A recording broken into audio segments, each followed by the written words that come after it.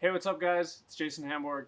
Today, I want to talk a little bit about sponsorship, the process of getting sponsored, what that means or what it could potentially mean, and then more importantly, how you can provide value to your sponsors. So, we're all loaded up. We're going to go ride a new section of trail that I have recently cut with one of my riding partners.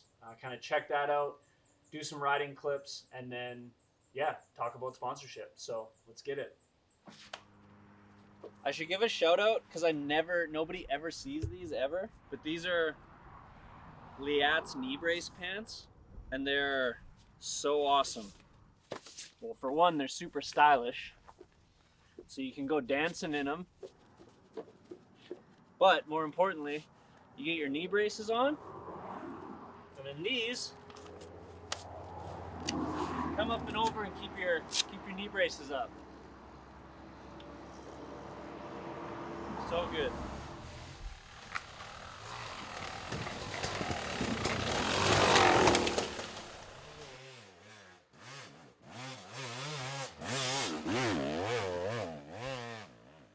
There's kind of, I would argue, like 3 levels of sponsorship: discounts, free product, or like payment salary type, like higher level stuff. So for a lot of people, when they first start out, they are going to get some support from companies in the form of discounts. So that could be, 15% off, 50% off, 75% off, whatever that discount is. And it's usually correlated just kind of to what the company feels you're going to be able to provide as far as value is concerned, right? So yeah, discounts are kind of the first place where a lot of people are going to start out. It's kind of what you should expect when you first start reaching out to people for sponsorship. Honestly, most of my setups are, I'm just in that kind of world of exchanging free product for posting about the product, or honestly just using it and talking about it if people ask me. So those are kind of the 3 levels. And when it comes down to it, it's important to be honest with yourself from the get-go. If you're like a local fast super mini kid or a local pro, or you got like 5,000 followers, it's important to realize like how much value and return on investment are you actually going to provide to that company. In a lot of cases, it's that kind of discount to free zone where most of us are going to live our lives as far as sponsorship is concerned. Yeah, let's keep riding.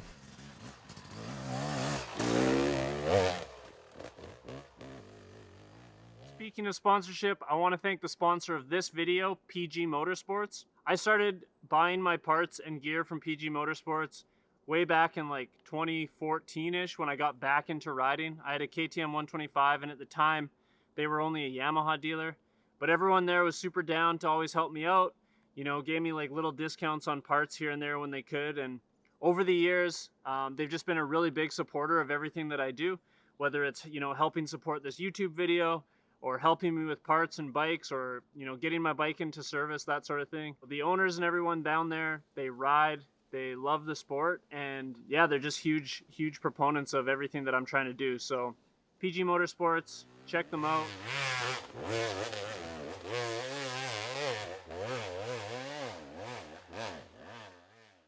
Public service announcement for all you young kids: wear earplugs so that when you're old like me and you go for dinner with your wife, you can hear what she says, and then she doesn't get upset with you and think that you're ignoring her, but really you just can't hear or concentrate.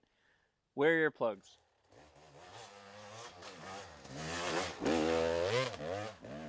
I think a lot of people think of, hey, I'm going to get sponsored, I'm going to get discounts or free shit or whatever it is, and that'll be awesome. But what people often forget is like it goes both ways, and ultimately your sponsor is going to need something in return. So ultimately, I like to refer to sponsorship more so as partnership, because in the end, that's what's happening. They're providing, equipment or some sort of service or product, and in return, you're giving something back to them. So that can be a number of variables. In a lot of cases, it's typically some combination of content. So video, photo stuff that you're able to generate. For some people, it's race results, kind of being present at races and doing well. For other people, it's a lot less about results or even content, and they're more involved at a grassroots level, just being a spokesperson, being somebody who's respected within their community, and being somebody who other people look up to for what it is that that person uses, whether it's on their bike or on their body or whatever it is. Understanding where you fit into that is an important piece, because it also helps you understand where you can provide value or how you can provide value to your sponsors.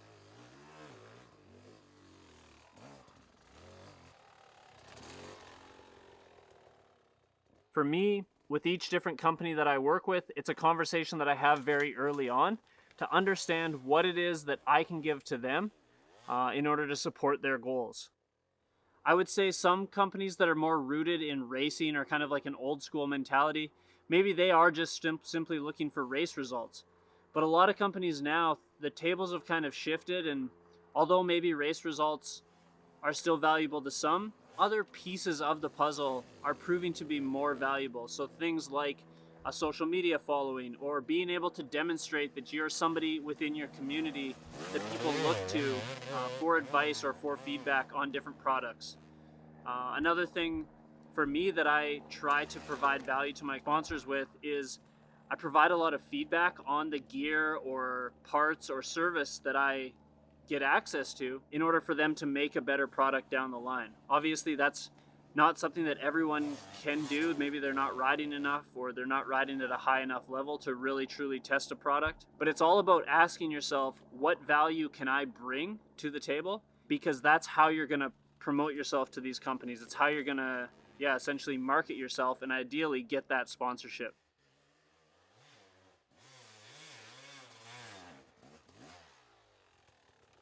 But another thing that is crazy to me that people don't realize is, like, this is a business transaction. You and this company are essentially in business together if they're sponsoring you, right? And so a couple really quick pieces of recommendation is, like, have an email that's not stupid. Like, have your name, your first name dot last name at Gmail or dot at Hotmail. Like, don't make it 69 Ripper at fucking yahoo.com. Try and have some level of professionalism. If you're going to be emailing companies, take some time to try to write something that sounds coherent. These people are getting hundreds and hundreds of applications every single season. And so you want to, kind of be somebody that can communicate well and can articulate what it is you're asking for and what it is you can return in exchange. So, strong communication skills get you a long way in general, but as far as sponsorship and that sort of thing, that goes a long way, because like I said, these companies are dealing with so many applications that it gets tiresome when they're just dealing with, like, bozos that you're trying to interpret what the hell they're even saying in the email. So try to think about that and try to, be presentable and be professional when it comes to dealing with these companies, because in the end, this is a business, and that's kind of what the expectation should be.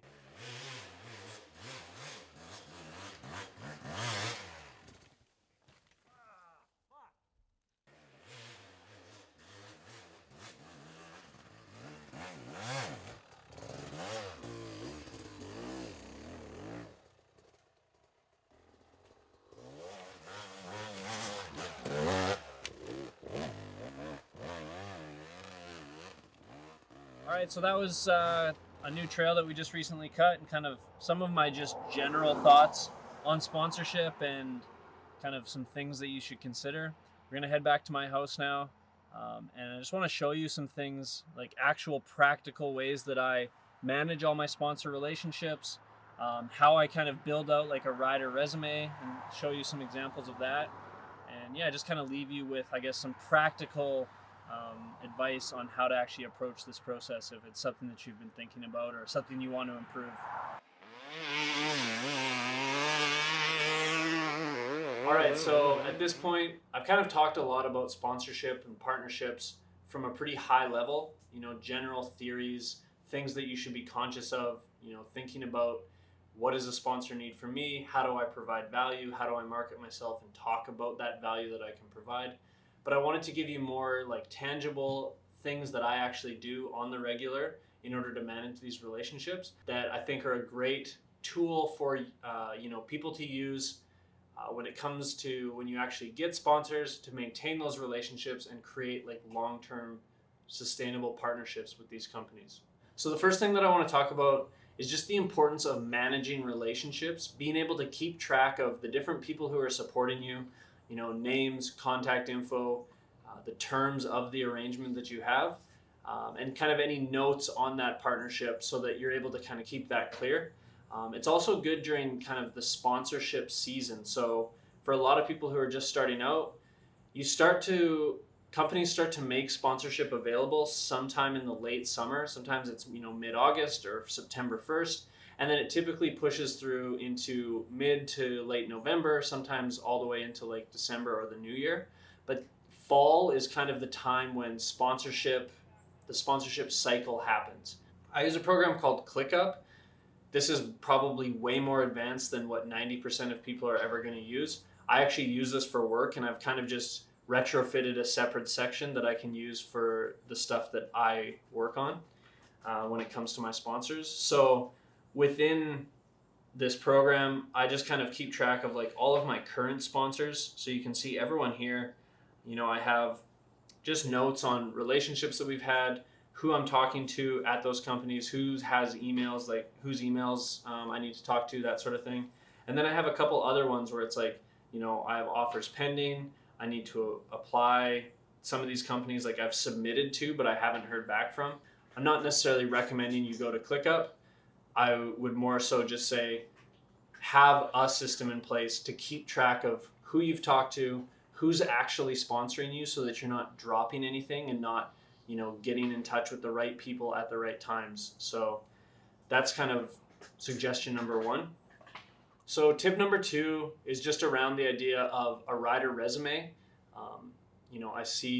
I was guilty of it too in the past, where you put your name, some race results, kind of your age on a Word doc, and you send it off to companies. And it's like, in the end, that's probably the majority of what they're going to see, is just like these super plain documents that really do nothing to explain who you are or what you can provide. Give them an idea of who you are and what you can do to help drive that relationship forward. So in an effort to kind of make yourself stand out, I would recommend putting together a rider resume.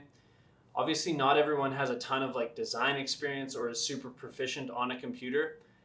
I've actually built mine in a completely free program called Google Slides. It's basically just like a free PowerPoint, and you can build it inside of there. It's super simple. You can add pictures and text blocks, all that sort of thing. And then you just export it as a PDF, which is like the most common document format that kind of every computer can open up. And if you do that approach, you get some photos in there, you get some bios, different things to kind of help sell yourself a little bit. Your rider resume is going to stand out over the next person who just submits like a Word doc. So here's a quick look at kind of my rider resume. So, within this doc, I kind of just hit them with some different pieces. Firstly, like I just talk about who I am, what my social is, where I am, and kind of giving them also an idea of who my current sponsors are, because certain sponsors, there's conflicts, and so they might see a current sponsor and not be able to sponsor you because they make a competing product for that, right? So it's a good thing to kind of give people an idea of who am I currently sponsored by. Then I have just a bit of a bio about myself. So who I am, my history with riding, a photo of myself, which does go a long way. When a sponsor can actually attach a face to a name, that does go a long way in strengthening that relationship. I have, some information about my statistics for my channel, because obviously my strongest channel is Instagram. So this is an old doc, but I've pulled some analytics on Instagram or on YouTube or wherever that is. You can pull information about how many followers you have, how many likes you're getting per post, or how many impressions. All those things matter to companies. And if you're actually serious about getting sponsored and maintaining sponsors, and you're not really that confident around like social media analytics and all that sort of stuff, train yourself, teach yourself, go and watch YouTube videos and try to understand it more, because it's important to know when you're trying to sell yourself to say, hey, look, I get this many likes, but like really, why would a company care, or what are the things that they're actually probably looking for? I kind of talk a little bit about my goals, the things that I want to work on as I approach, the following year. So this year, in coming into 2022, I wanted to hit a certain level of Instagram followers, which I've since surpassed. And then I had a YouTube subscriber count of 3,000, which I'm currently working towards. I'm just over 2,000 right now. So continuing kind of to work towards that. Like, subscribe, share. Thank you. In the end, I would recommend, try out Google Slides. It's like a really easy way to put something like this together, export it as a PDF, and call it good. If you don't know how to do something, comment on my video, send me a message on Instagram, or literally just like look it up on YouTube, and there's probably 20 tutorials there on how to do it.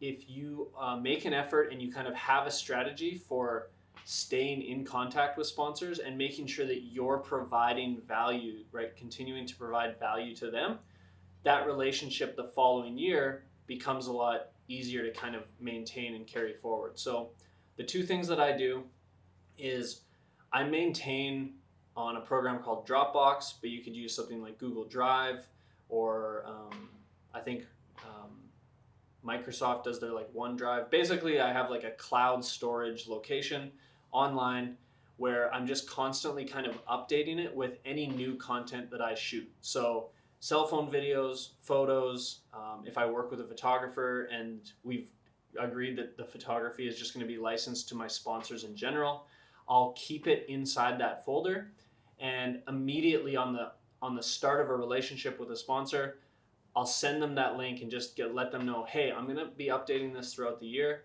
Feel free at any point to jump in there. If you need content, it's there for you. And every now and then, that's what happens. I'll just see, one of my photos on a sponsor's page, and I know that they accessed it from that link.